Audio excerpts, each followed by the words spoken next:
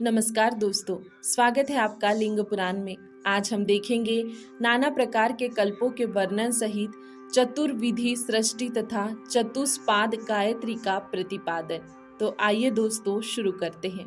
सूत जी बोले, ब्रह्मा के द्वारा इस प्रकार के वचनों को सुनकर ब्रह्मा को प्रबोध देने के लिए हंसते हुए शंकर जी उनसे कहने लगे, जब श्वेत कल्प था तब मैं सफेद वस्त्र, सफेद माला पहने हुए, सफेद अस्थि, सफेद रोम वाला, श्वेत और लोहित वर्ण वाला होकर उत्पन्न हुआ था। तब उस कल्प का नाम भी श्वेत कल्प हुआ। तब उस समय मेरे से ही उत्पन्न श्वेत वर्ण, श्वेत लोहित ब्रह्म नाम वाली गायत्री भी उत्पन्न हुई। तुमने अपने तप के द्वारा मुझे जान लिया और संघ यानी झट ही पैदा होकर मेरे पास आए।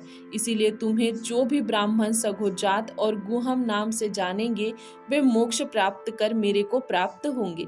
इसके बाद मेरे द्वारा लोहित वर्ण धारण करने पर लोहित नाम का कल्प हुआ। उस समय लोहित वर्ण के मांस, अस्थि तथा दूध वाली लोहित स्तन वाली गायत्री देवी गौ रूप में उत्पन्न हुई। तब देवी के वाम होने पर मैं वामदेव हुआ। तब उस समय भी तुमने मुझे जान लिया।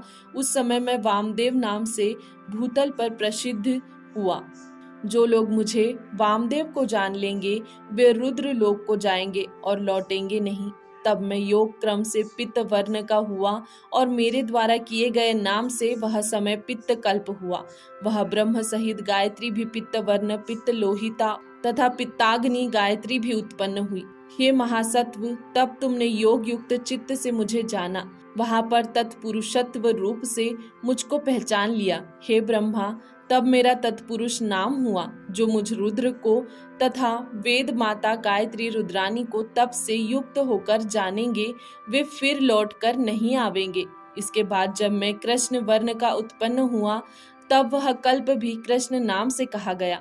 उस समय मैं काल के सदृश तथा लोक प्रशासक हुआ। हे ब्राह्मण, तब मुझको घोर पराक्रमशाली तुमने जाना। उस समय गायत्री भी कृष्ण लोहिता और कृष्णांगी हुई।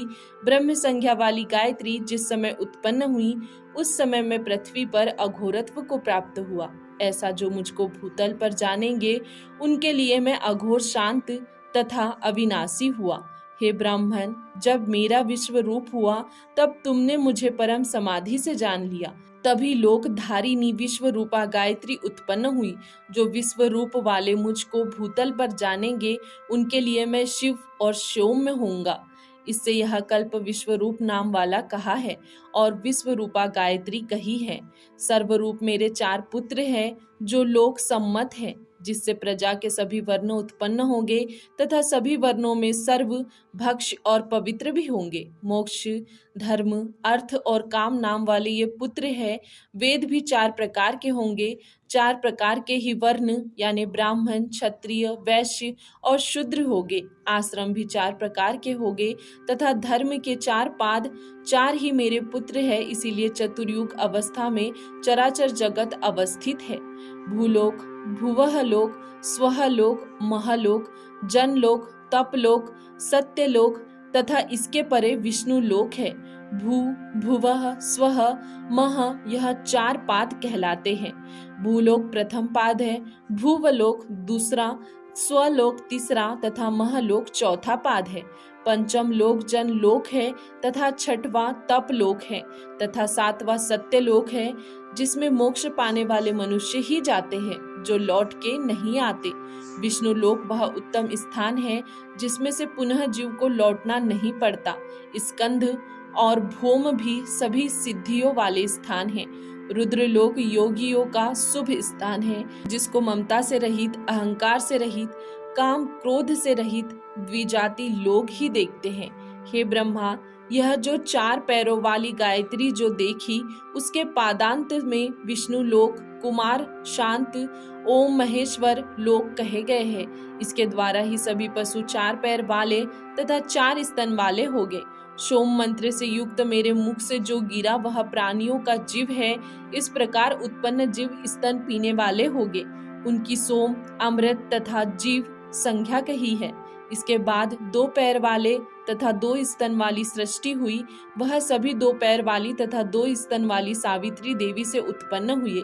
इसके बाद यह देवी अजा रूप से उत्पन्न हुई।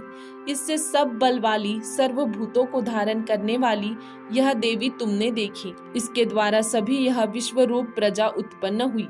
तप से युक्त होकर जो ब्राह्मण मुझे देखेंगे, वह तमोगुण रजोगुण रहित मनुष्य लोक को त्याग कर मुझे प्राप्त करेंगे तथा मेरे लोक से पुनः लौटकर पृथ्वी पर नहीं आवेंगे।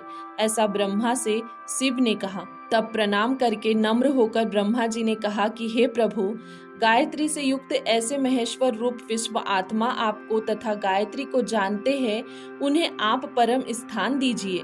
तब भगवान ने कहा, ऐसा ही हो। जो महात्मा शिव के इस विश्व रूप को जानता है, वह ब्रह्मा के वचन से ब्रह्म सायुज्य को प्राप्त करता है। दोस्तों, आज के लिए इतना ही। इसके आगे देखेंगे हम कल के वीडियो में। तब तक के लिए धन्यवाद।